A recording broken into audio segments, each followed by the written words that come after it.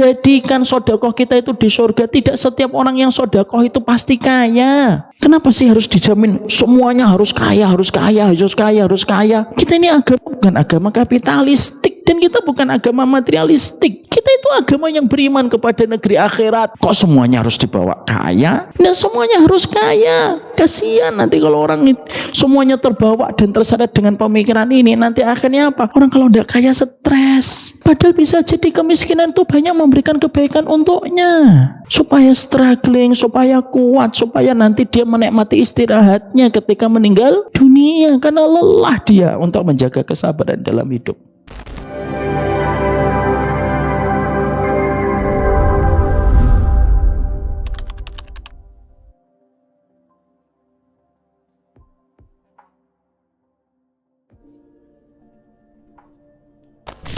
Assalamualaikum warahmatullahi wabarakatuh. Innal hamdalillah wassalatu wassalamu ala Rasulillah wa ala alihi wa sahbihi wa man tabi'ahum bi ihsan ila yaumil qiyamah. Bersama dengan kehangatan keluarga Masjid Wihdat Ummah dan kepada kehangatan keluarga para penuntut ilmu yang hadir pada kesempatan siang kali ini. Semoga Allah senantiasa memberikan kepada kita ilmu di dalam perjalanan kita dan menyibukkan kita dengan ilmu dan petunjuk. Tapi yang paling penting bukan ilmunya dan bukan hanya sekadar petunjuknya, tetapi yang penting pula adalah bagaimana kita mendapatkan keberkahan di dalam setiap ilmu yang kita jumpai dan kita tuliskan pada saat kita duduk di taman-taman surga. Ilmu tanpa keberkahan sebagaimana mendung tanpa tetesan hujan. Apa yang diharapkan dari mendung? Kalau mendung itu tidak menurunkan hujan yang memberikan kesegaran, menghidupkan yang mati pada tanah dan membasahi yang kering pada permukaan tanah. Itu pula yang menjadikan kita harus memahami bahwasanya bukan ilmunya sekedar yang kita kejar, tapi yang kita kejar itu adalah keberkahan. Hari ini banyak bertebaran ilmu. Ilmu kita mudah akses dengan apa saja. Bahkan terkadang banyak penuntut ilmu terkadang mendapatkan ilmu dalam waktu yang sekejap. Scrolling handphone, membuka media sosial, dia sudah bisa mendapatkan ilmu. Tapi yang hilang dan menguap bukan ilmunya, tetapi yang hilang adalah keberkahannya. Di balik mudahnya kita mendapatkan ilmu di dalam perjalanan hidup kita. Kalau kita mengingat 30 tahun yang lalu, mungkin ilmu tidak semudah hari ini ketika kita mengaksesnya. Dan tidak semudah hari ini kita mendapatkannya. Tapi kita mendapati bahwasanya suasana keberkahan pada ilmu itu masih sangat terasa. Bapak ibu kita dulu ataupun kakek nenek kita dulu mungkin tidak banyak mengkaji ilmu.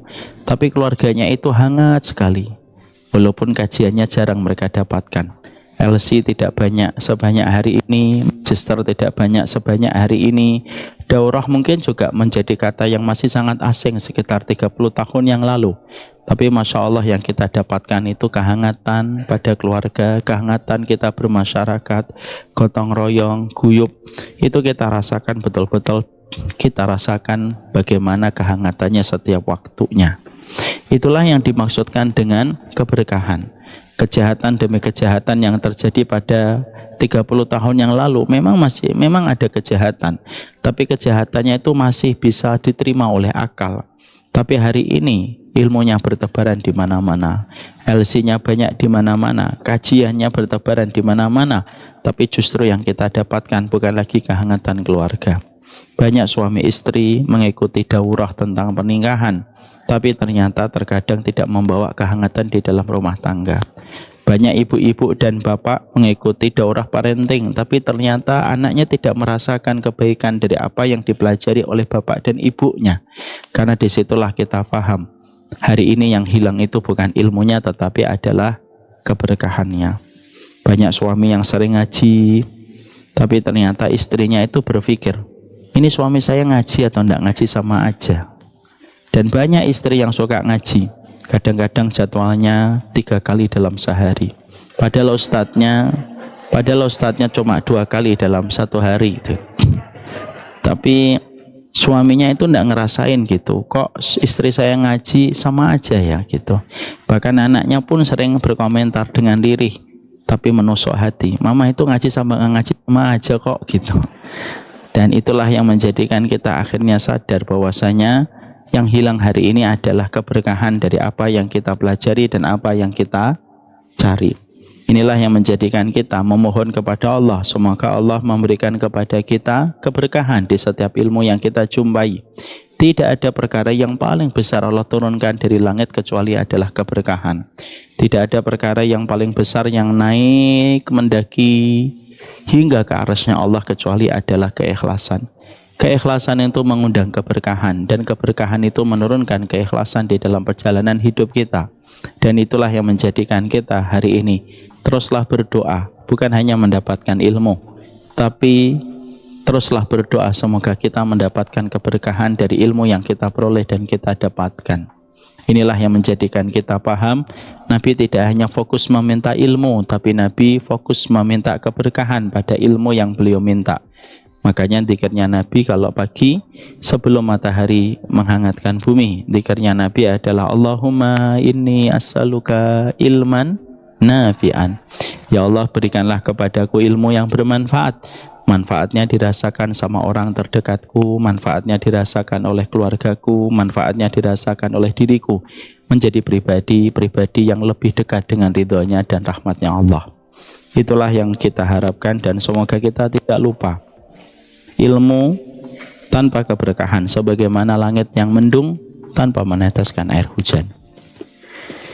Alhamdulillah, tentunya kita senantiasa menata kesyukuran kita kepada Allah setiap waktu dan setiap saatnya. Kesyukuran itu memberikan kepada kita ketenangan dan kelapangan. Orang yang kaya belum tentu tenang, orang yang terkenal belum tentu lapang. Karena ketenangan dan kelapangan itu dua kondisi yang dipersyaratkan. Tidak bisa kita mendapatkannya sampai kita betul-betul bersyukur. Allah kalau mendapati kita telah betul-betul bersyukur kepadanya, Allah memberikan kepada kita sifat hatinya tenang dan kondisi jiwanya itu lapang. Kalau ibu sudah tenang, ibu tidak akan mudah depresi, ibu tidak akan mudah frustasi. Mungkin tetangga ibu membeli mobil listrik, tapi ibu membeli setrika listrik. Bercanda ya Allah, stop. Karena kita merasakan ketenangan. Karena kalau kita sudah tenang itu tidak ada satupun yang bisa membuat kita mudah untuk depresi dan mudah untuk frustasi. Makanya Allah ketika mencintai seorang mukmin, ada yang dikayakan, ada yang dimiskinkan. Tapi ketika Allah mencintai orang mukmin, satu janjinya Allah yang tidak pernah meleset. Huwallazi anzala as-sakinata fi qulubil mu'minin. Allah yang menurunkan ketenangan kepada setiap hatinya orang yang beriman. Itulah yang menjadikan kita, ketenangan itu memiliki prasyarat untuk bisa mendapatkannya. Karena ketenangan itu tidak bisa dibeli. Ketenangan tidak bisa ditanam. Ketenangan itu hanya bisa diturunkan. Dan salah satu di antara perkara yang bisa menurunkan ketenangan, yaitu ketika kita senantiasa bersyukur kepadanya. Yang kedua, kalau ibu betul-betul sudah khusyuk di dalam berdoa, di dalam bersyukur, Allah akan memberikan kepada kita kelapangan. Masalahnya banyak, tapi hatinya lebih lapang daripada masalahnya. Ibaratnya, air tidak akan membahayakan rumah kita selama rumah kita lebih luas dan lebih lapang daripada jumlah airnya. Airnya 1 meter, tapi tingginya rumah kita 1,5 meter. Tidak akan membahayakan air itu masuk ke dalam rumah kita. Mobilnya 5, tapi garasinya 10. Untuk 10 mobil tidak akan membahayakan 5 mobil yang kita miliki kalau garasi yang kita miliki 10 mobil. Makanya Allah ketika memberikan kecintaan kepada kita, Allah akan memberikan kepada hati kita kelapangan. Musuhnya masih ada, yang tidak suka dengan kita masih ada, yang menghujat kita masih ada, tapi hati kita lapang melihat mereka satu persatu dan kita tidak gelisah ketika menjumpai mereka. Makanya ketika kita mendapati di dalam surat Al-Insyirah, perhatikan bagaimana Allah memberikan love language-nya kepada Nabi Muhammad. Apa love language-nya Allah kepada Nabi Muhammad? Allah tidak mengatakan, saya kayakan kamu. Tidak. Saya terkenalkan kamu. Tidak. Tapi Allah menyampaikan di dalam awal surat Al-Insyirah, Alam nashrah laka sadrak. Bukankah kami melapangkan dadamu wahai Muhammad? Abu Jahal tetap hidup, Abu Lahab tetap hidup, Walid bin Mughirah tetap hidup. Itu nama 3 tokoh gembong musyrik yang paling benci dengan Nabi. Tapi ketika mereka masih hidup tidak dimatikan langsung oleh Allah. Allah tidak langsung memberikan virus, Allah tidak memberikan bakteri yang membahayakan untuk 3 orang yang membenci Nabi, tidak. Tapi caranya Allah justru adalah melapangkan hati Nabi Muhammad, sehingga hati Nabi Muhammad tetap bisa menikmati hidup dengan kelapangan hati yang Allah berikan kepadanya. Makanya kalau kita berdoa, ya Allah tenangkan hatiku, lapangkan jiwaku. Kalau sudah 2 perkara itu yang kita dapatkan, itulah yang menjadikan kita mendapatkan pucuk dan puncak dari kualitas kita pada kehidupan. Inilah yang menjadikan kita bersyukur kepadanya di dalam setiap urusan kehidupan kita. Bukan bahagia yang menjadikan kita bersyukur, tapi bersyukurlah pasti kita akan bahagia pada kehidupan babak pertama dan kehidupan babak kedua kita, kelak kita di akhirat. Semoga kita menjadi hamba yang bersyukur. Amin. Ibu-ibu dan bapak, dan bersama kehangatan keluarga Masjid Wihdatul Ummah, kita tentunya paham bahwasanya perjalanan kehidupan kita terkadang menawarkan kepada kita kegetiran demi kegetiran hidup, dan kehidupan kita tidak akan pernah lepas dari berbagai macam cobaan dan ujian yang Allah berikan kepada kita. Semua yang kita jumpai itu memberikan kepada kita cuma satu pelajaran. Pelajarannya adalah supaya kita bersabar pada kehidupan dunia, karena sejatinya kehidupan dunia itu lembaran ujian yang datang darinya. Kenapa Allah jadikan kita harus mengeluarkan kotoran dari pipis dan kotoran air besar? Ya karena kita supaya bersabar dengan setiap najis yang kita keluarkan dari badan kita. Padahal ketika kita nanti di surga, Allah mampu menjadikan tubuh kita tidak mengeluarkan apapun dari kotoran ataupun dari air seni. Kenapa Allah jadikan kehidupan kita ketika ingin memiliki anak, kita harus mengandungnya selama 9 bulan? Padahal nanti ketika kita di surga, seorang wanita dan suaminya ketika ingin mendapatkan anak, seketika dia langsung hamil, seketika melahirkan, dan seketika pula anaknya bisa ditentukan pada umur berapa anaknya itu berhenti. Tetapi Allah tidak menjadikan itu di sini, tapi nanti di surga. Kenapa di sini? Supaya kita bersabar. Kenapa Allah jadikan setiap tanaman minimal mangga ataupun durian? Kita harus menunggu 6 tahun barulah kita bisa memetik manis dari durian yang kita tanam di pekarangan belakang rumah kita. Kenapa kita tidak dijadikan setiap kita menanam benih pagi hari, lalu sore harinya kita sudah bisa memetik durian yang kita inginkan? Itu pun memberikan kepada kita tentang pelajaran arti kesabaran. Karena kehidupan itu mengalami kegetiran, dan kehidupan itu lembaran ujian yang datang dari Allah. Ketika kita paham bahwasanya ujian itu merupakan lembaran ujian yang datang dari Allah, tidak ada salah satu perkara yang menguatkan kita kecuali adalah ketika kita mengingat surga. Karena sesungguhnya mengingat surga itu memberikan energi tanpa putus pada kehidupan kita untuk menapak setiap ujian pada setiap lembaran yang Allah berikan di dalam kehidupan kita. Coba kalau kehidupan kita tidak ada surga, Bu, pastinya kita akan berat melakukan sesuatu ketika tidak ada harapan yang bisa kita rangkai di balik setiap kesulitan yang kita jumpai. Tapi ketika Allah menyebutkan kata surga, Allah menyampaikan kata surga di dalam Al-Quran lebih dari 100 kali dalam segala macam bentuk turunannya. Itu ternyata disebutkan nama surga, diulang-ulang kata surga semenjak kita membaca Al-Fatihah sampai surat An-Nas. Karena pada dasarnya mengingat surga itu memberikan kepada kita kekuatan. Beberapa hari yang lalu ada seorang ibu-ibu, beliau bertanya kepada saya, Ustadz, saya mendapatkan anak saya special need dari anak berkebutuhan khusus. Saya kadang lelah, saya kadang letih ketika merawat anak saya. Boleh nggak saya mengetahui kira-kira perkara apa yang membuat ibunya Ustadz dulu kuat bersabar ketika mendapati kedua putranya berkebutuhan khusus dari cerebral palsy? Maka saya menyampaikan kepada beliau apa yang pernah dan paling sering disampaikan ibu saya kepada saya.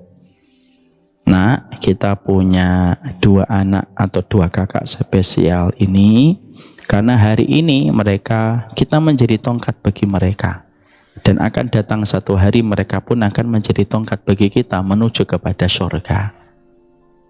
Karena anak-anak berkebutuhan khusus, kalau mereka, maaf, dalam tanda petik tidak sempurna akalnya, mereka tidak dihisap sebagaimana kita dihisap.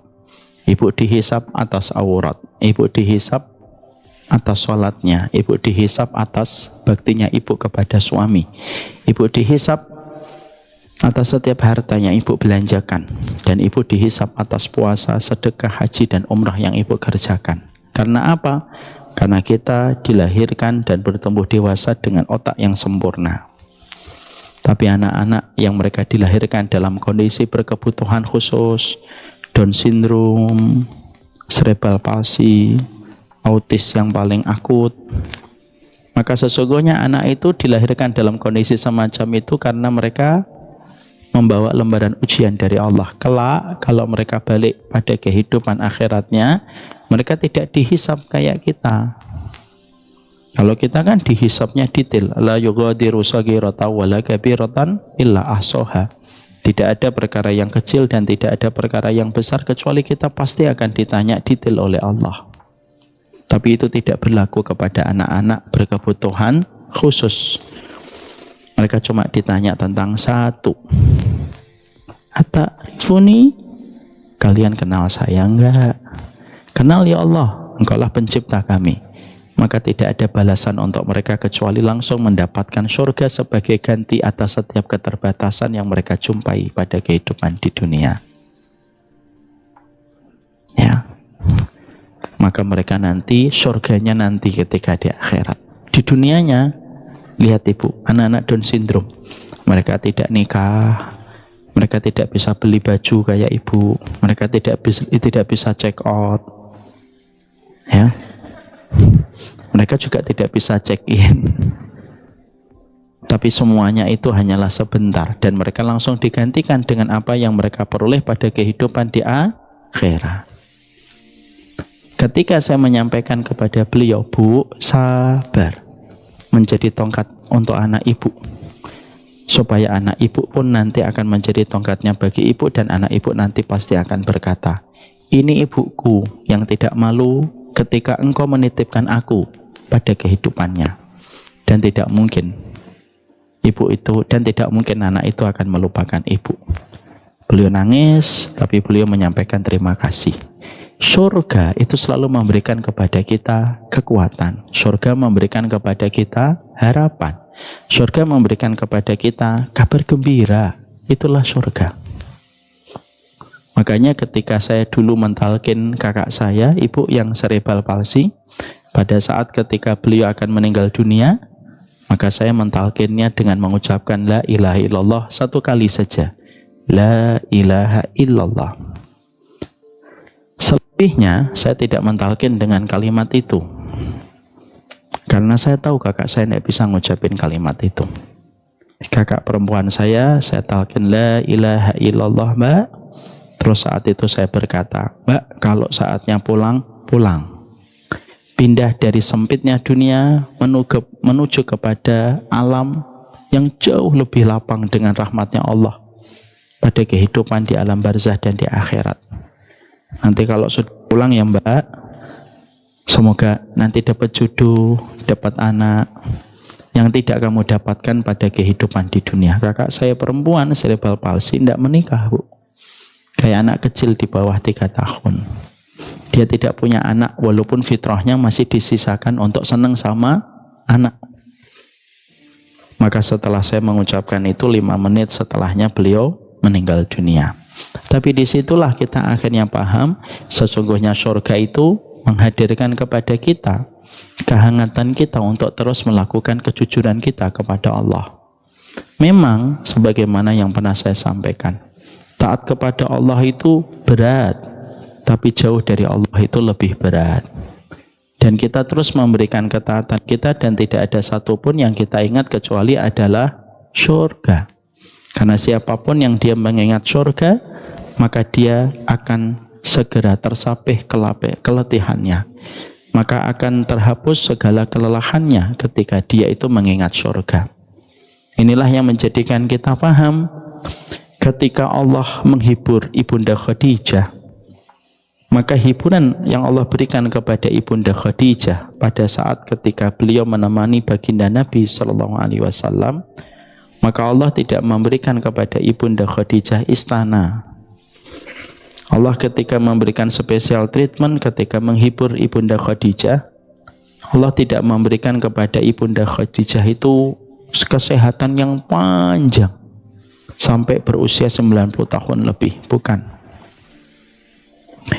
Tapi ketika Allah itu pengen menghibur Ibunda Khadijah, perhatikan sebuah hadis yang sangat indah. Malaikat Jibril turun kepada Nabi Muhammad dan Malaikat Jibril berkata kepada Nabi Muhammad, sampaikan salamnya Allah dan salamku kepada istrimu Khadijah. Dan sampaikan kepada Khadijah, Allah membangunkan kepadanya sebuah rumah di surga, yang rumah itu tidak ada kelelahan dan rumah itu tidak ada kegaduhan sama sekali. Ibu tahu kenapa rumahnya Ibunda Khadijah tidak ada kelelahan? Karena wanita yang paling lelah menemani dakwahnya Nabi Muhammad itu adalah Khadijah. Ibu tahu kenapa rumahnya Ibunda Khadijah di surga itu tidak ada kegaduhan dan tidak ada keramaian? Karena rumah yang paling gaduh dan paling ramai dengan datangnya para sahabat yang belajar Islam itu rumahnya Khadijah. Padahal ibu sebagai wanita pasti paham, wanita itu butuh privasi dan wanita itu paling tidak suka kalau orang itu lalu lalang ke dalam rumahnya. Dan Ibunda Khadijah ikhlas ketika menemani dakwahnya Nabi. Maka Ibunda Khadijah dikuatkan oleh Allah lewat pesan yang disampaikan Malaikat Jibril. Dan ketika Malaikat Jibril mendeliver message-nya, Malaikat Jibril tidak mengatakan kamu akan sehat 100 tahun, kamu akan terus mendapatkan kekayaan. Tapi sesungguhnya Malaikat Jibril berkata, rumahmu di surga sudah dibangun oleh Allah. Tidak ada kelelahan lagi nanti di surga. Dan tidak ada lagi kegaduhan untuk rumahmu di surga. Itu menceritakan kepada kita bahwasanya sesungguhnya di antara hiburan orang beriman itu mengingat surga. Inilah yang menjadikan kita akhirnya paham satu teori. Semakin kita mengingat surga, semakin ringan nilai dan ujian di dunia. Tapi semakin kita lupa dengan kenikmatan surga, semakin berat setiap ujian yang kita jumpai. Ditulis ibu. Mau ditulis? Tulis. Kalau mau di WhatsApp status, silahkan. Inilah yang menjadikan kita memahami betul. Maka sesungguhnya kehidupan dunia itu merupakan sebuah kehidupan yang antitesanya. Kehidupan dunia itu antitesanya yaitu ketika kita mengingat surga. Wanita yang selalu mengingat surga, maka pasti pundi-pundi kesabaran yang dia hadapi ketika menjumpai suaminya jauh lebih banyak daripada pundi-pundi kesabaran seorang wanita yang tidak pernah mengingat surga.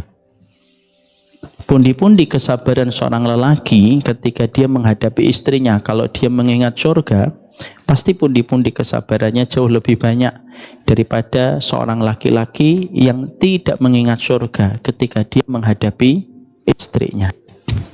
Karena sumber kekuatan pada diri kita terletak pada surga yang kita harapkan dan kita inginkan, supaya kita senantiasa bisa untuk mampu bertahan pada setiap lembaran yang kita hadapi pada kehidupan di dunia. Karena kita tahu pada babak kedua kita ingin mendapatkan kenikmatan dan kebahagiaan.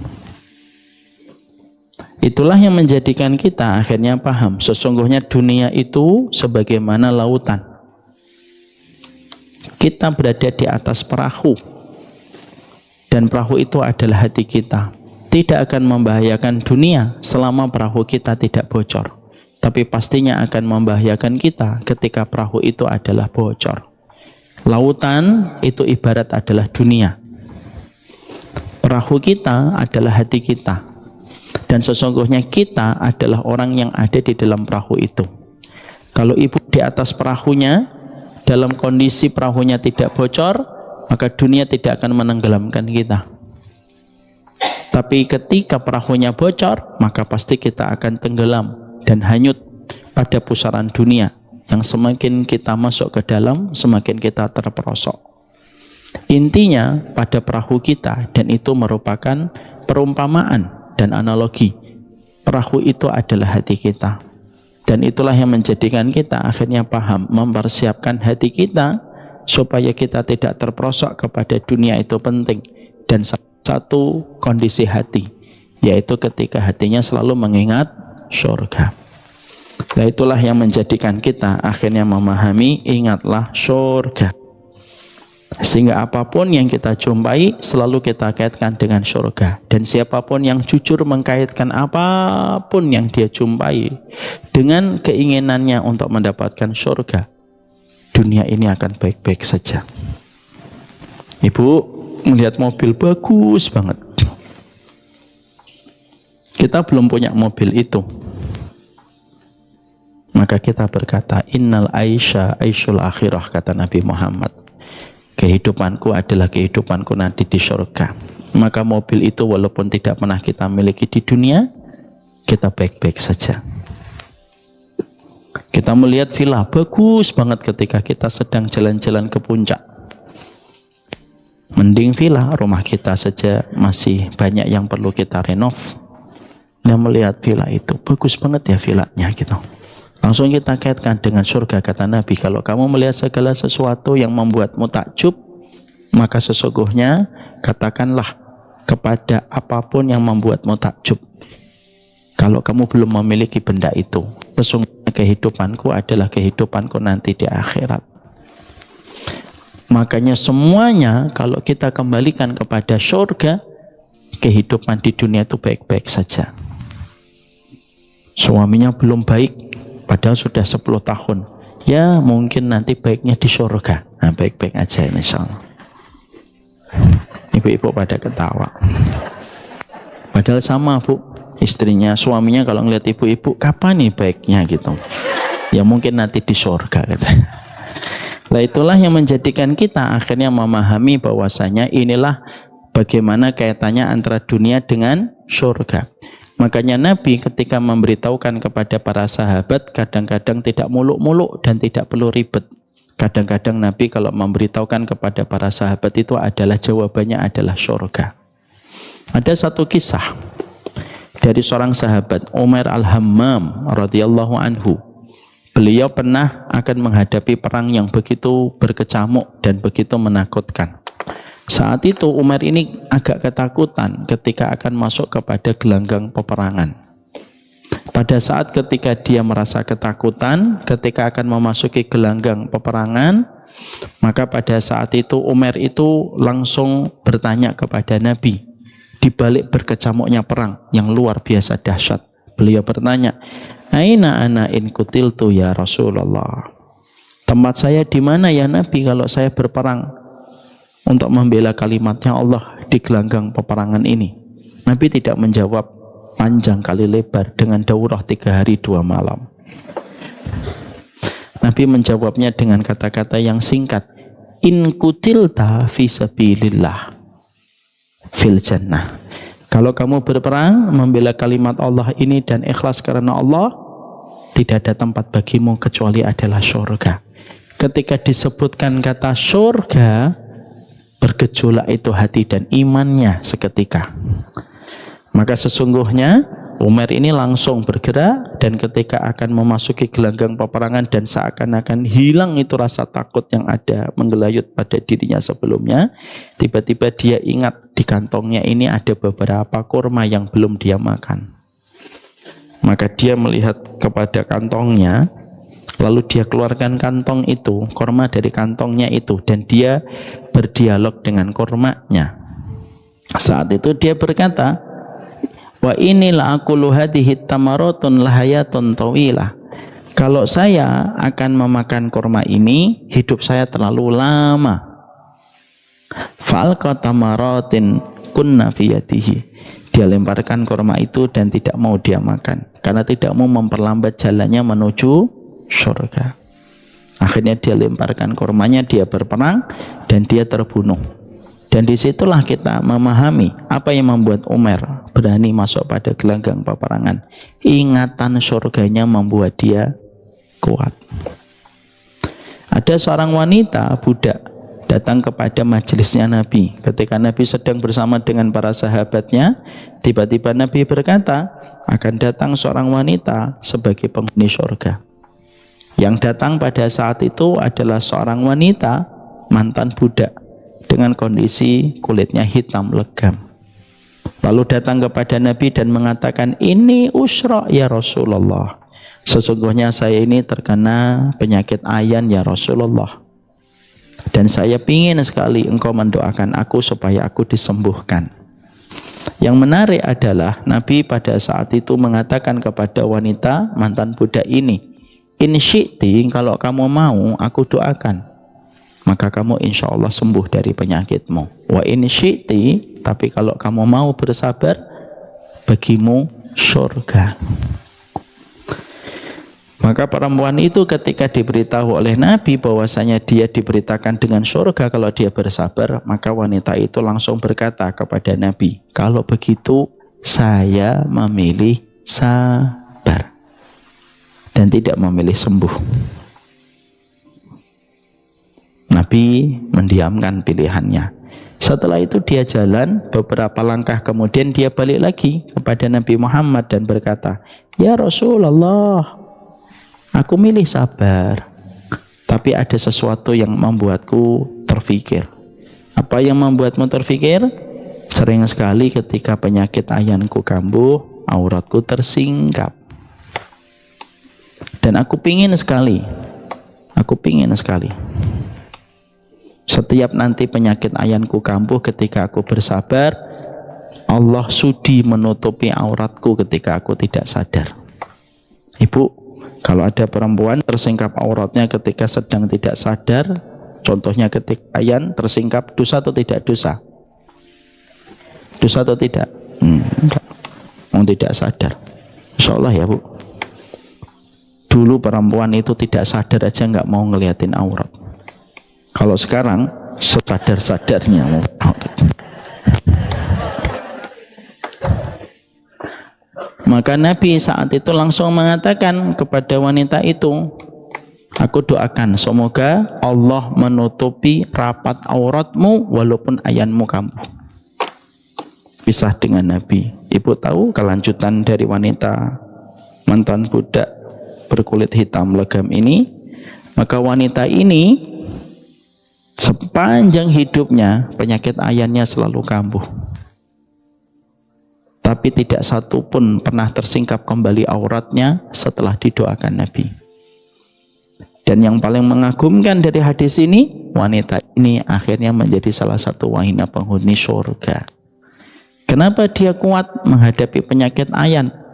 Penyakit ayan Bu, kita tahun 2025 saja sebagian dari kita yang belum teredukasi masih memandang jijik sama orang yang kena penyakit ayan, apalagi 1400 tahun yang lalu. Yang edukasi tentang kesehatan tidak sepesat hari ini. Tapi wanita itu kenapa kuat walaupun dia terkena penyakit ayan dan sering sekali kambuh ayannya? Karena tawaran Nabi itu luar biasa. Kalau kamu sabar, bagimu surga. Nah, itulah yang menjadikan kita harus paham. Untuk supaya kita senantiasa kuat, itulah yang menjadikan kita mengingat surga. Mengingat surga itu bukan halu, mengingat surga itu bukan fantasi. Mengingat surga itu merupakan proses keimanan yang tinggi. Dan siapapun yang mengingat surga, terasa ringan nilai ujian yang dia hadapi. Dan siapapun yang tidak mengingat surga, maka terasa berat setiap ujian yang dihadapi. Sekarang mari kita bahas. Ada 6 perkara yang harus kita berikan. Ada 6 perkara dalam kondisi terbaik menghadapi dunia. Ya. Karena kita sebelum bicara tentang surga, maka kita bicara tentang apa 6 kondisi yang terbaik yang harus selalu kita berikan di dalam perjalanan kita supaya kita tidak terjerembab kepada dunia. Karena dunia itu memiliki banyak jebakan demi jebakan yang bisa menjadikan kita terperosok kepada dunia itu sendiri. Dunia itu penipu paling ulung. Sehingga ketika kita mendapati dunia sebagaimana dikisahkan dalam riwayatnya Nabi Isa, maka dunia itu sebagaimana perempuan tua, rentak, tetapi pandai bersolek. Kalau bahasa kita, perempuan tua dan rentak banget, 90 tahun, tetapi memakai filter. Saya tidak nyinggung ibu. Tapi ketika memakai filter, maka akhirnya tidak kelihatan sebagaimana aslinya. Itulah yang menjadikan kita akhirnya harus mempelajari apa yang harus kita berikan dalam kondisi terbaik ketika kita menyikapi dunia, supaya kita tidak menjadi korban-korban berikutnya dari dunia. Karena sesungguhnya tidak ada di antara perkara yang paling besar yang menggagalkan manusia menuju kepada rahmatnya Allah kecuali adalah dunia. Makanya sampai Nabi bersabda, "Hubbud dunya rasu kullu khati'atin." Cinta dunia itu pangkal dari segala kerusakan kalau kita tidak menyikapi dunia dengan cara yang benar. Tidaklah orang sampai rela mematikan kehidupan akhiratnya ya karena dunia. Tidak ada orang sampai dia mengorbankan kesucian dirinya dan membuka kancing bajunya ya kecuali karena dunia. Dan tidak ada orang sampai mereka melakukan perkara yang memalukan sekali, itu juga karena dunia. Karena sesungguhnya dunia itu harus kita sikapi dengan benar. Dunia itu sebagian sisinya ada racunnya dan sebagian sisinya itu ada madunya. Kalau kita tidak waspada, kamu akan mengambil racunnya dan meninggalkan madunya. Tapi kalau kamu waspada dan kamu tahu bagaimana menyikapi dunia, maka kamu mengambil madunya dan selamat dari racunnya. Karena sesungguhnya ke dunia itu memberikan kepada kita pilihan. Menjadi orang yang terkubur dengan dunia dan gagal mendapatkan akhirat, atau kita selamat dari dunia dan mendapatkan kebaikan akhirat. Sekarang mari kita bedah. Yang pertama, ngapain Ustadz dalam kondisi kita menghadapi dunia? Para ulama lalu menerangkan kepada kita bahwasanya sikap terbaik di dalam menghadapi dunia itu adalah berikanlah sikap hati dan jiwamu dengan sikap zuhud. Tulis dulu. Berikanlah sikap hatimu dan jiwamu dengan bersifat zuhud. Ditulis dulu. Nah, kalau sudah selesai, diletakkan pulpennya.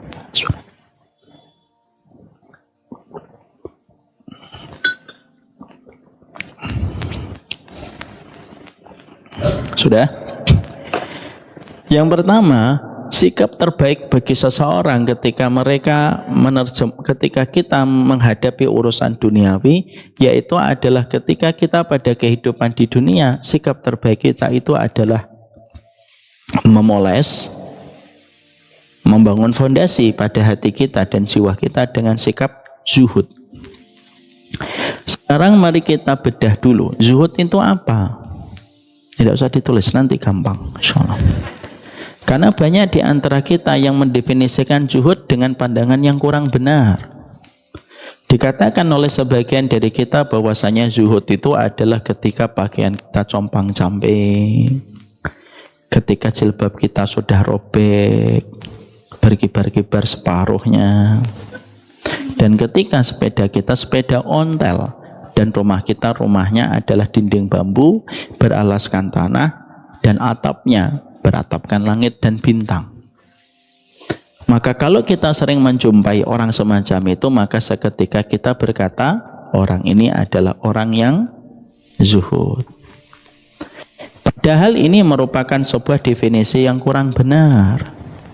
Karena yang kita harus pahami sebelum kita membedah sifatnya zuhud itu apa, karena zuhud itu kita perlukan dalam sikap terbaik kita menghadapi dunia, kita harus sepakati dulu dalam sebuah kesepakatan.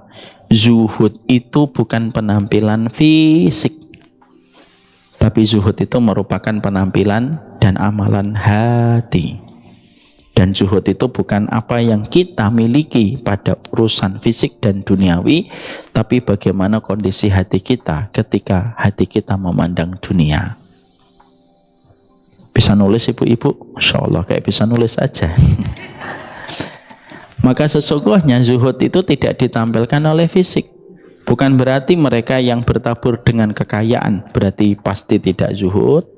Dan bukan berarti ketika seseorang tinggal di ujung-ujung gunung lalu hanya beralaskan dengan tanah dan beratapkan dengan langit dan bintang, berarti dia pasti zuhud. Bukan.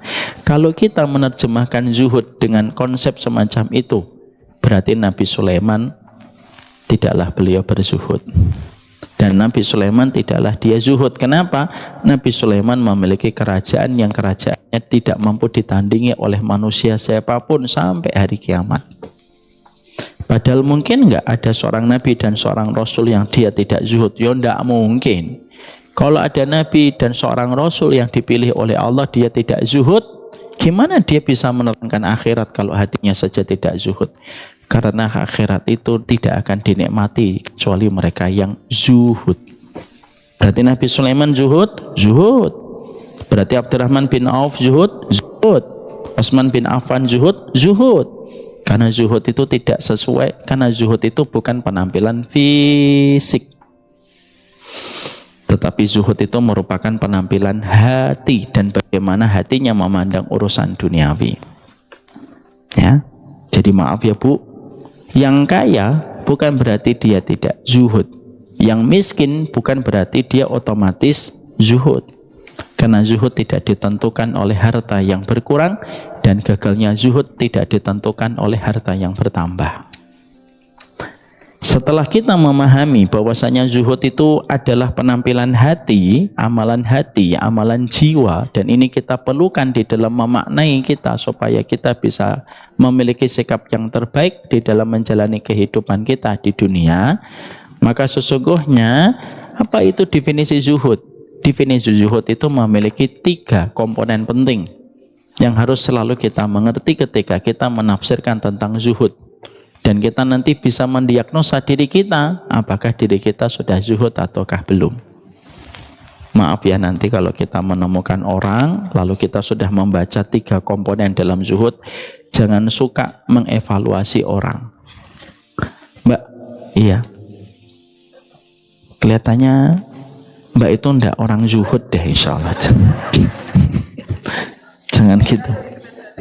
Kalau ada yang suka kayak gitu, maaf ya, kalau ditanya siapa gurunya, jangan sebutkan nama saya. Sekarang mari kita artikan zuhud itu bagaimana, sekaligus pula nanti kita mendiagnosa diri kita, apakah diri kita betul-betul sudah zuhud ataukah belum. Maka sesungguhnya ada 3 komponen. Komponen yang pertama, zuhud itu apa? Orang yang zuhud itu adalah orang yang mereka yakin terhadap janjinya Allah dibandingkan apa yang dikatakan manusia. Orang yang yakin dengan apa yang Allah janjikan dibandingkan dengan perkataan-perkataan manis manusia, itulah zuhud.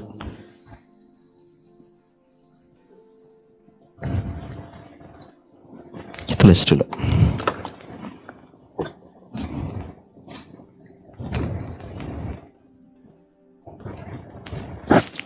Sudah? Kalau sudah, letakkan dulu. Jadi disitulah kita akhirnya memahami. Jadi zuhud itu nampak sangat nyata tercermin pada kondisi hati manusia.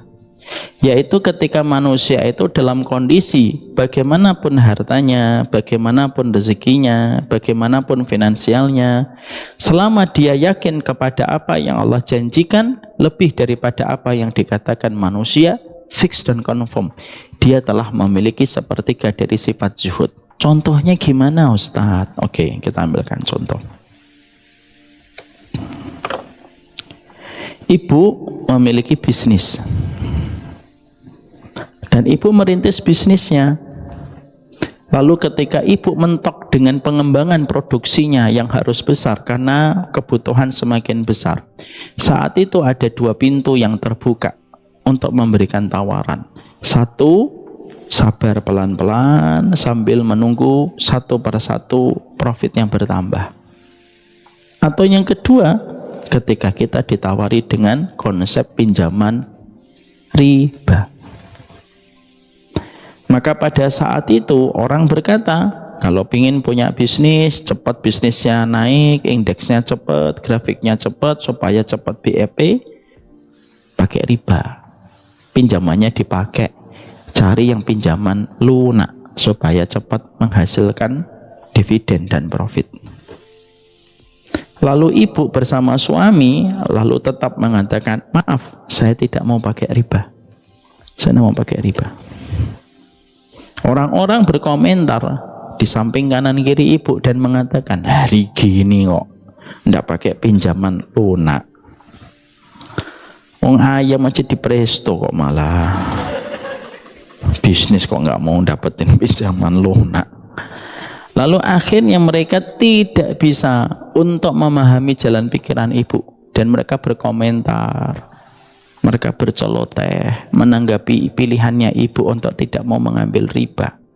Tetapi walaupun mereka berceloteh, mereka berkata, mereka mengatakan berbagai macam narasi yang mereka perlihatkan kepada kita, kita tetap tidak mau sama sekali untuk memakai riba karena yakin dengan apa yang dijanjikan oleh Allah daripada apa yang ditawarkan oleh mulut manis manusia. Berarti fix dan confirm ibu pada saat itu sudah zuhud. Ibu pengen punya rumah, rumahnya harganya 3 miliar. Ibu memiliki tabungan 1 miliar. Masih kurang 2 miliar. Ibu lalu melihat rumah itu bersama suami dan ibu dan bapak atau suami ibu berkata, "Ma, ini rumahnya 3 miliar, tabungan kita 1 miliar. Tapi kalau rumah ini sudah ditakdirkan oleh Allah milik kita di Lauhul Mahfuz, pasti Allah akan memberikan kepada kita dengan cara dan ikhtiar yang Allah mudahkan untuk kita membeli rumah ini. Yuk kita nikmati proses datangnya pertolongan Allah." Lalu teman ibu ngomong, "Mbak, nggak jadi ngambil rumah itu." "Enggak." "Dan terus?" "Nanti ikhtiar dulu, nabung." Orang langsung berkata, "Hari gini kok beli rumah nggak pakai tabungan, Mbak? Kamu kenal inflasi nggak sih? Nanti kamu nabung 2 miliar tahun depan, itu rumahnya sudah 4 miliar, Mbak." Nah, ini gara-gara dia menabungnya tidak pakai emas, jadi inflasinya turun. Tapi pada saat itu kita yakin dan tetap mengatakan, tidak, kalau rezeki itu memang milik saya, maka sesungguhnya rumah itu akan datang dengan sendirinya oleh Allah dan akan dibuat bersujud-sujud datang ke tempat kita kalau dunia itu sudah ditentukan oleh Allah. Janganlah lambatnya satu turunan rezeki yang datang dalam hidupmu membuatmu memotong kompas, mengambilnya dengan cara yang haram. Maka ketika ibu pada saat itu mengatakan, "Enggak, saya tidak mau ngambil pakai riba, saya akan ikhtiar.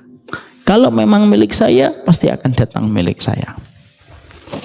Dan ternyata ketika ibu yakin dengan apa yang ibu pilih bersama suami, orang-orang bercoleteh ngomong macam-macam dan ngomong bahwasanya kita tidak waras hari gini beli rumah dengan nabung.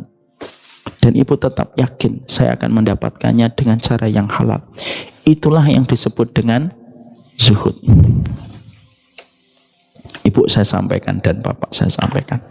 Bapak dan ibu memiliki, ada seseorang memiliki rumah ini. Ini contohnya rumah. Rumah ini misalkan diambil dengan cara riba, misalnya untuk billahi min dzalik, dicicil 20 tahun. Setelah 20 tahun pasangan ini menikah dan mencicil selama 20 tahun, akhirnya rumah ini miliknya mereka.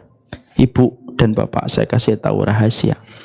Sebenarnya rumah ini sudah ditakdirkan milik kita.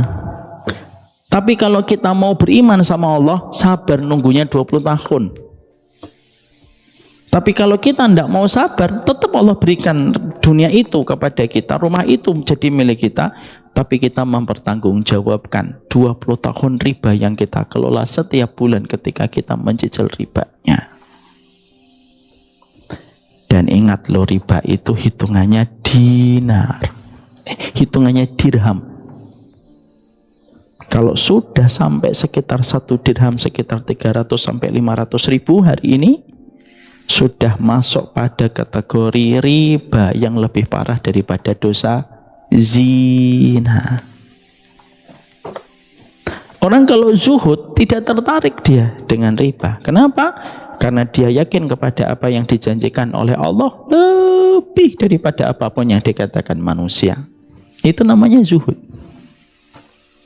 Ibu punya anak perempuan, umurnya 20 tahun, belum punya pacar.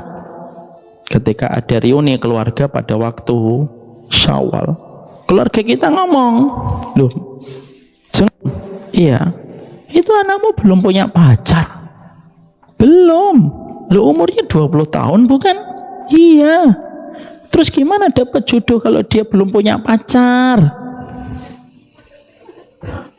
Yang pacaran aja belum tentu kawin, jeng. Nah ini 20 tahun nggak belum punya pacar. Kamu ndak takut, jeng? Kita dengan senyum selebar samudra berkata kepadanya, pacaran tidak mendekatkan jodoh, dan tidak pacaran pun tidak menjauhkan jodoh. Kok bilang uwe? Saya bilang uwe tadi. Semoga diampuni dosa-dosanya. Maka sesungguhnya keyakinan kita kepada janjinya Allah dengan ta'aruf, maka sesungguhnya itulah yang menjadikan engkau itu dikasih oleh Allah dengan kriteria zuhud. Ternyata anaknya sampai 25 tahun belum dapat jodoh juga. Orang yang tadi 5 tahun ngomong datang lagi, tuh kan jeng, udah 5 tahun kan. Makanya kalau punya pacar udah nikah 3 tahun yang lalu. Lalu ibunya tetap tersenyum selebar samudra dan berkata, lambatnya jodoh untuk putriku bukan karena pacaran dan tidak pacaran, karena Allah mungkin tidak ingin memberikan jodoh untuk anakku sebagaimana kerikil di pinggir jalan, tapi ingin memberikan jodoh untuk anakku sebagaimana mutiara di dasar lautan yang butuh waktu yang lama sampai di permukaan. Mantap Kak. Itulah yang disebut dengan zuhud. Kalau yang tadi yaitu bisa-bisanya saya aja. Itu yang disebut dengan sikap zuhud. Makanya maaf, kadang-kadang ada orang yang kaya ketika hatinya itu yakin kepada Allah, dia zuhud. Makanya maaf ibu, saya terkadang ketika di komplek perumahan saya di Kemang Pratama, di kantor besarnya Syamila, yang ibu-ibu belum pernah datang ke kantor saya, dan betul-betul semoga diampuni dosa-dosanya. Semua majelis taklim sudah datang, ini doang yang belum datang. Beneran. Dari Jogja sudah, Solo sudah, Jakarta Selatan, Jakarta ini Cinere belum, Jakarta Selatan aja udah. Ini majelis taklim macam apa ini? Tapi saya sabar. Iya. Makanya saya ketika di komplek perumahan saya, maaf kadang-kadang ketika subuh jam 4 kurang, ketika saya persiapkan mobil ke masjid, semoga Allah merahmati beliau dan kita semua. Kadang-kadang kita melihat tukang sampah yang dia berpindah dari tukang lubang sampah ke lubang sampah berikutnya. Kadang-kadang saya refleks gitu, sembari bagian dari sosialisasi yang baik dan berinteraksi yang baik. Pak, sholat subuh dulu Pak. Nanti habis sholat subuh, nerusin lagi nyari sampahnya. Bisa jadi habis sholat subuh banyak yang mendapatkan rezeki. Jawabannya selalu sama. Tukang-tukang sampah itu yang saya temui. Saya tidak bermaksud lebih baik. Saya hanya mengambil contoh supaya kita mengambil pelajaran. Tapi bapak-bapak itu biasanya ngomong, ya mas, nanti mas, gampang gitu. Tapi biasanya sampai muter-muter gitu. Sampai subuh selesai, mereka pun masih berpindah dari satu tempat sampah ke tempat sampah. Di sisi yang lainnya, terkadang di komplek perumahan saya mendapati ada banyak mobil-mobil bagus. Ada BMW, ada Mercedes, yang terkadang sebelum jam 4 Orangnya sudah berada di masjid dan orangnya sudah di shaf yang pertama, khusyuk berzikir kepada Allah. Apakah yang salah hartanya? Tidak. Terkadang yang kaya bisa jadi zuhud, tapi belum tentu yang miskin zuhud. Makanya saya dalam perjalanan beberapa waktu yang lalu, saya mendapati ada salah satu orang punya perusahaan besar, Bu. Nilai valuasi perusahaannya mungkin ratusan miliar, mungkin 1 triliun kali. Tapi beliau dengan begitu rasa syukurnya mengatakan kepada kami, saya alhamdulillah sudah tidak pakai riba sama sekali, Ustaz. Dan ketika masuk ke perusahaannya, ditulisi kalimat pertama kali yang saya baca, utamakan sholat. Apa yang kita jumpai dalam perkara itu? Terkadang kita menjumpai dan kita mendapati keyakinan orang kepada Allah, itulah yang disebut dengan sikap zuhud. Lebih besar keyakinan dia kepada apapun yang dijanjikan oleh Allah daripada apapun yang dikatakan manusia. Ibu masukkan anaknya ke pondok, orang-orang berkomentar, "Halah mbak masukin anak ke pondok, hari ini S1 aja cuma kasir Indomaret, malah masukin anak ke pondok." Lalu ibunya dan bapaknya tetap berkata, rezeki tidak ditentukan oleh ijazah. Biarlah dia mengenal kepada pemberi rezeki sebelum nanti dimudahkan mendapatkan rezeki. Itu kan kalimat paling indah itu. Biarlah dia mengenal pemberi rezekinya sebelum dia mendapatkan kemudahan mendapatkan rezeki. Anaknya di pondok, orang komentar macam-macam, tapi tetap dia yakin kepada apa yang dia pilih untuk menyelamatkan anaknya dari berbagai macam lingkungan yang toksik dan bermasalah. Itu namanya zuhud. Inilah yang kemudian kita perlukan dalam sikap menghadapi dunia itu. Yakin sama Allah dalam perkara apapun. Makanya pertama sikap zuhud itu ditampilkan dan ditunjukkan ketika seseorang itu yakin kepada apapun yang dikatakan oleh Allah. Lebih besar daripada apapun yang dikatakan manusia. Maka itulah yang disebut komponen pertama, disebutnya sikap zuhud itu. Yang kedua, komponen kedua, apa yang disebut dengan sikap zuhud itu? Komponen yang kedua itu adalah sikap zuhud itu adalah ketika seseorang itu mendapatkan kegetiran hidup, ujian, musibah, maka dia tidak mengharapkan balasan duniawi, tetapi justru dia mengharapkan balasan akhirat yang lebih dia inginkan. Saya ulang kembali ya, kurang lebihnya sama. Orang yang zuhud itu adalah orang yang mana apabila mendapatkan kegetiran hidup, ujian, musibah, maka dia mengharapkan balasannya bukan balasan duniawi, tetapi dia mengharapkan balasan akhirat yang lebih panjang dan lebih dia senangi. Ditulis dulu nanti baru saya jelaskan. Sudah? Letakkan dulu.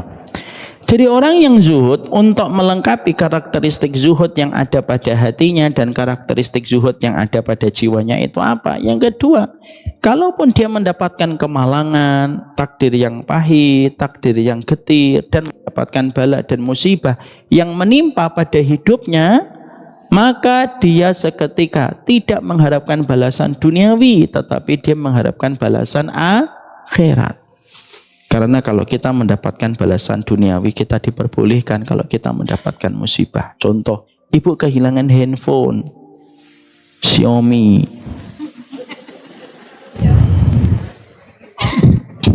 Ya Allah, saya ridho, ya Allah, Xiaomi, ya Allah. Tapi ganti iPhone ya. Boleh atau tidak boleh? Boleh, tidak apa-apa. Cuma itu tidak memperlihatkan sifat zuhudnya. Ya Allah, mobilnya tabrakan, ya Allah. Temen yang ngomong, temen mobil yang mana mbak? Yang Ayla. Tapi ganti ya Allah. Temen yang ngomong ganti apa mbak? Alphard ya Allah. Maka sesungguhnya ketika engkau mendapatkan musibah lalu meminta balasan kepada Allah itu boleh. Itu namanya kita mengharapkan balasan di sisi Allah. Boleh. Makanya doanya kalau kita mendapatkan musibah apa? Allahumma ajurni fi musibati wa akhlif li khairan minha. Ya Allah, berilah aku pahala atas musibah yang aku peroleh, tapi berilah pengganti yang lebih baik.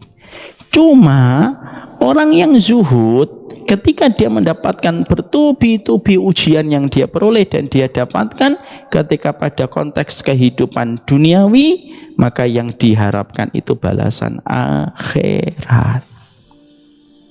Ada di antara ibu diuji oleh Allah tidak mendapatkan keturunan, sudah konsultasi ke dokter kandungan 5 tahun, berbagai macam suntikan sudah dimasukkan, alat juga sudah sangat menyakitkan. Ketika proses 5 tahun dalam kondisi konseling mendapatkan keturunan, sampai akhirnya dokter memberikan sebuah resume.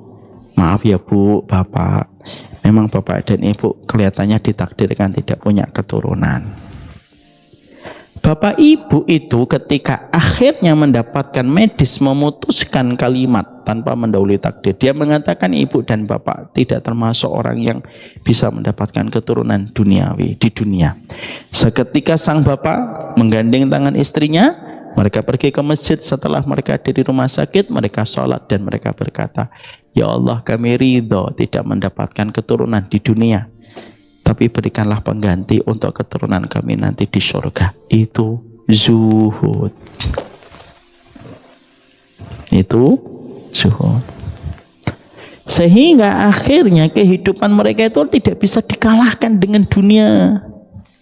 Jadi dunia itu tidak pernah membuat mereka pusing. Karena pusing itu bagi mereka yang tidak memikirkan tentang zuhud. Tapi kalau orang zuhud, itu mereka radarnya itu di atas dunia, sehingga dunia itu tidak bisa mereka, sehingga dunia itu tidak menjajah mereka dengan konsep mereka. Hati mereka itu sudah berpikir jauh, sehingga mereka itu tidak pernah berpikir macam-macam. Ya dikasih ridho, nggak dikasih juga nggak ridho, nggak dikasih juga nggak marah. Terus dikasih alhamdulillah, nggak dikasih juga nggak dipermasalahkan. Sehingga ketika orang semacam itu, yang kedua, mereka dalam kondisi yang betul-betul selesai. Karena kenapa mereka tidak mengharapkan balasan di dunia? Karena mereka tahu balasan di dunia itu hanyalah temporer. Balasan di dunia itu sifatnya sementara dan pasti ada kata akhirnya. Kalau mereka tahu bahwasanya setiap balasan di dunia itu ada temporernya dan pasti ada akhirnya ketika mereka meninggal dunia, mereka lebih memikirkan balasan di akhirat dan tidak sama sekali memikirkan balasan duniawi. Makanya ibu, mohon maaf bapak, kalau ibadah itu jangan niatan duniawi. Sholat tahajud supaya kaya, duha supaya kaya. Nanti kita khawatirnya kalau semua niatan ibadah kita itu supaya kita kaya, nanti ketika di akhirat kita tanya, tahajud saya mana ya Allah? Duha saya mana ya Allah? Sedekah saya mana ya Allah? Dijawab sama Allah, "Lu sholat duhamu, tahajudmu, duhamu kan supaya kamu kaya. Dan sudahkah aku kayakan kamu di dunia?" Dan akhirnya tidak ada balasan di akhirat. Tidak boleh. Buka surat Hud 15 dan 16. Surat Hud, surat ke-11, ayat 15 dan 16. Ya Mas Ari, dibaca. Sekali-kali bacain Mas. Bismillah. Kita dengarkan bacaan Quran dan lantunannya Mas Ari. Baca Qurannya Mas.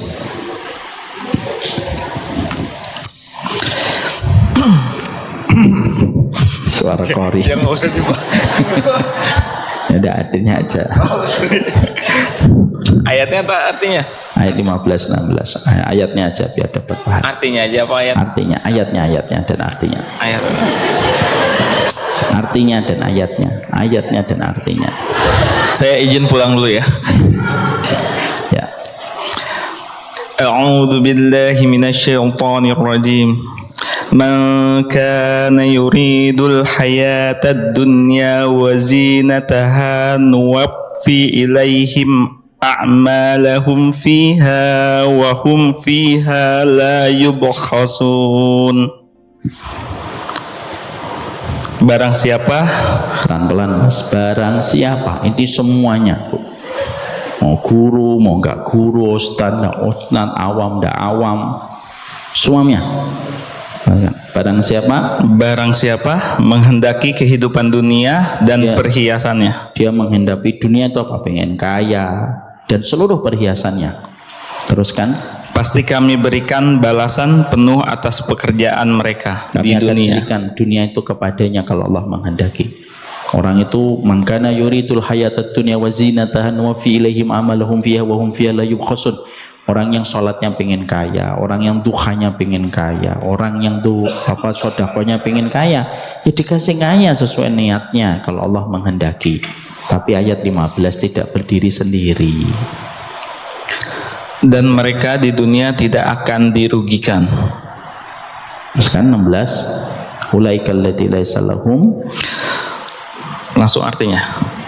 Enggak, ayatnya. Tadi udah antum baca. Hah? Bagus kok bacaannya insya Allah. Dibandingkan ibu-ibu bagus Mas Ari. A'udzubillahi minasyaitonirrajim. Ulaika alladzina laisa lahum fil akhirati illan nar wa habita ma sana'u fiha wa batilun ma kanu ya'malun. Nah ini ayat 15 dan 16 itu bacanya harus bergandengan ya Bu, nggak boleh mengambil 15 doang tanpa 16 karena itu satu paket, artinya 16. Itulah orang-orang yang tidak memperoleh sesuatu di akhirat kecuali neraka. Dan sia-sialah di sana apa yang telah mereka usahakan di dunia, dan terhapuslah apa yang telah mereka kerjakan. Tuh. Ulaika allati laisa lahum fil akhirati illa an-nar wa habita ma sana'u fiha wa batilum ma kanu ya'malun. Jadi kalau kita tahu beribadah itu jangan cita rasa dunia. Saya tanya sama ibu, Mas Ari sholat di samping saya, khusyuk dia, tapi karena ingin mendapatkan pujian dari Ustadz Umar, kira-kira sholatnya diterima atau tidak? Enggak. Ibu sholat tahajud karena ingin dapat duniawi, bukan karena Allah yang menetapkan semua kehidupan. Kira-kira diterima atau tidak? Ya enggak. Bekerjalah, berikhtiarlah yang terbaik, tapi biarkan urusan ibadah kita menjadi miliknya akhirat yang kita nanti temukan panennya, tanpa kita rusak ibadah akhirat itu untuk tujuan duniawi. Janganlah kita terkena sebuah sindrom ibadah cita rasa dunia. Ibu, kalau ibu tahajud, puasa, sedekah, duha, dan ibu ikhlas melakukan semuanya itu, maka ibu mendapatkan surga. Kalau orang sudah mendapatkan surga, ketika dia melakukan ketaatan itu ikhlas murni karena Allah, mungkin nggak dunianya nggak dapat? Ya nggak mungkin. Ibarat kata, kalau ibu bisa membeli Ayla, kalau ibu bisa membeli Alphard, bisa nggak membeli Ayla? Bisa. Tapi kalau ibu cuma bisa membeli Ayla, apakah pasti bisa membeli Alphard? Belum tentu. Alphard itu akhirat kita, surga kita. Ayla itu kayak perumpamaan dunia kita untuk memudahkan pemahaman kita. Dan maaf ibu, Allah tidak pernah membagi-bagikan dunia berdasarkan ibadah. Kalau Allah membagikan dunia berdasarkan ibadah, orang yang tidak beriman tuh nggak ada yang dapat dunia. Ya, maka Steve Jobs, maka lagi siapa itu? Orang-orang kaya dunia pun harusnya nggak bisa dapat dunia, mereka nggak pernah zikir pagi, nggak pernah sholat duha, dan tidak pernah sholat malam. Ada nggak Steve Jobs ngomong, habis dari mana Steve? Habis sholat duha. Ada. Allah itu membagikan dunia itu berdasarkan takaran takdir yang ditetapkan oleh Allah 50.000 tahun sebelum Allah menciptakan langit dan bumi. Ada yang dikayakan itu ujian, ada yang dimiskinkan pun ujian.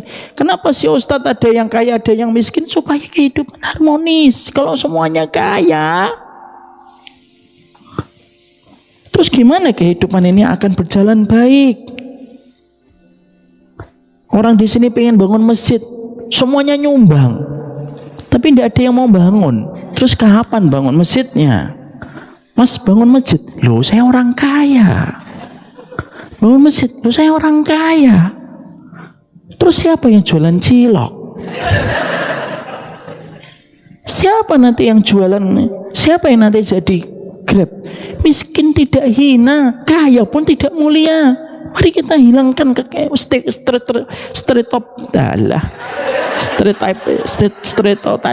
itu. Mari kita menghilangkan stereotip itu. Kaya itu mulia, miskin itu hina. Tidak ada dalam Islam. Apakah yang jualan cilok menjadi hina? Tidak. Berapa banyak orang yang jualan cilok bisa jadi di tengah kesulitannya Allah mendengar suaranya. Kenapa? Di balik orang yang susah ada suara yang terdengar nyaring di sisi Allah. Ibu, saya tanya sama ibu, ibu kalau melihat ada tukang ojek jam 11 malam masih keliaran di kompleknya ibu, ibu kasihan nggak? Kasihan. Ya Allah, bapak itu jam 11 malam masih muter-muter ngantar pesanan, harusnya di rumah kelonan sama anak-anaknya. Hujan dia terbas. Kita saja manusia ngelihat ada laki-laki kayak gitu, kasihan kita itu turun. Mungkin nggak Allah nggak turun? Nggak mungkin, Bu.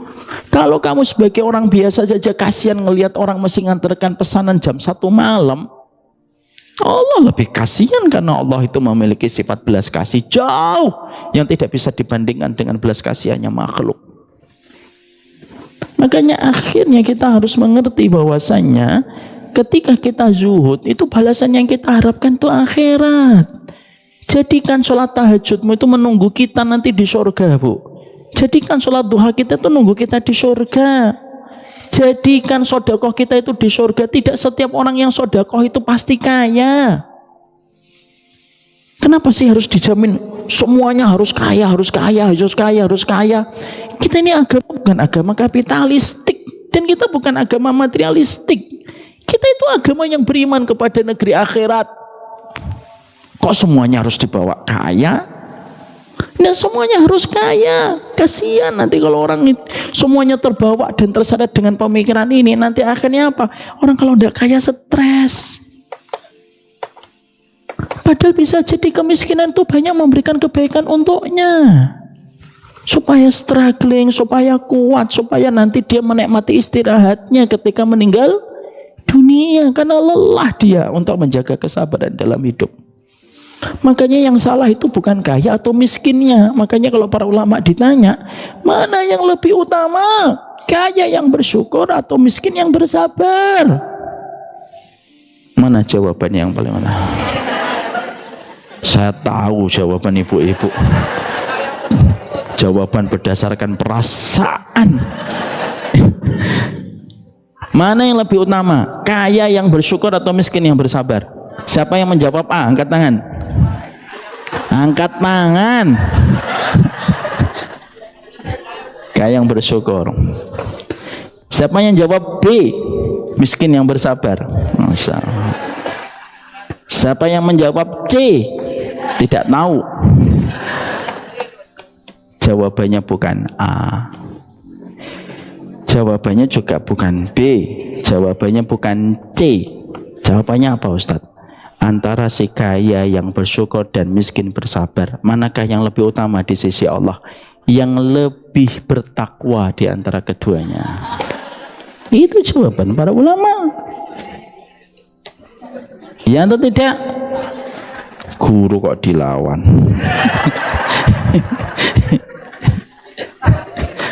Maka di situ akhirnya kita mendapati dan kita menjumpai bahwasanya disitulah kita akhirnya mendapatkan, jadikan ibadah akhirat itu yang untuk akhirat.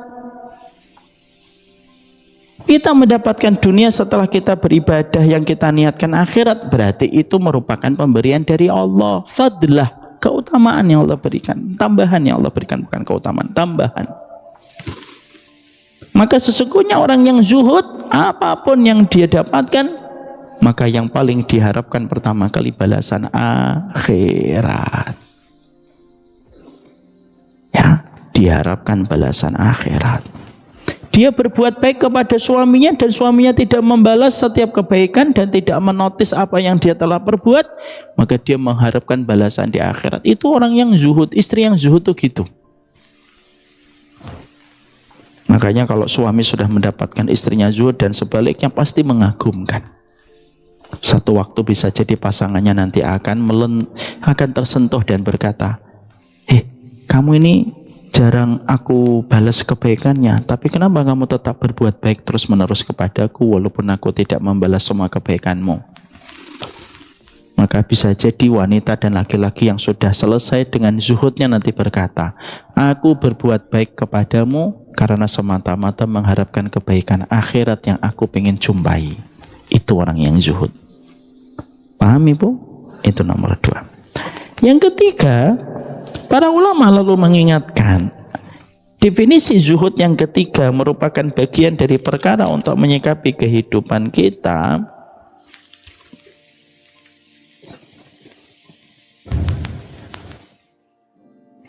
Yaitu adalah yang ketiga. Yang ketiga apa? Yang ketiga adalah ketika engkau dipuji dan ketika engkau dicela, sama untukmu dan tidak ada yang lebih membahagiakan dan tidak ada yang lebih melapangkan. Kamu dipuji sama, dicela juga sama, tidak ada yang berbeda. Kamu tidak pernah sedih dengan perkataan orang dan kamu juga tidak pernah terlalu gandrung dan gembira karena pujian orang. Semuanya orang yang memujimu dan semua orang yang menghujatmu dalam kondisi yang sama dan tidak ada yang membedakan di antara keduanya. Makanya sesungguhnya orang-orang semacam ini sudah selesai dengan pusaran konflik. Orang zuhud itu sudah selesai dengan pusaran konflik, sehingga dia tidak pernah berpikir macam-macam kecuali dia tenang. Dihujat alhamdulillah, nggak dihujat pun tidak apa-apa. Dan dia tidak perlu ngeyel untuk menjelaskan sesuatu secara berlebihan, karena dia tahu bahwasanya hukum alami yang berjalan pada kehidupan itu kita hidup di antara pujian dan celaan.